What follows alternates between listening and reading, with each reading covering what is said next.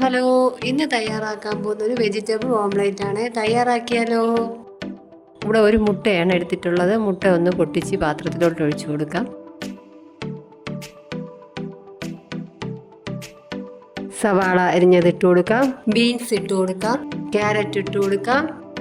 പച്ചമുളക് അരിഞ്ഞത് ചേർത്ത് കൊടുക്കാം. ഒരു സ്പൂൺ കടലമാവും കൂടെ ചേർത്ത് നല്ലതുപോലെ ഇളക്കി കൊടുക്കാം. ഉപ്പിട്ട് കൊടുക്കാം. മഞ്ഞൾപ്പൊടി ഇട്ട് കൊടുക്കാം. കുരുമുളക് പൊടി ഇട്ട് കൊടുക്കാം. ശകലം ചൂടുവെള്ളവും കൂടെ ഒഴിച്ച് കലക്കിയെടുക്കാം.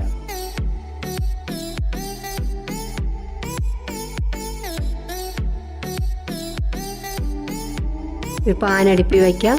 മിക്സ് ചെയ്ത ഓംലേറ്റ് ഇതിലോട്ട് ഒഴിച്ചു കൊടുക്കാം. അടച്ചു വയ്ക്കാം. തുറന്ന് നോക്കാം. ഒന്ന് മറിച്ചിട്ട് കൊടുക്കാം.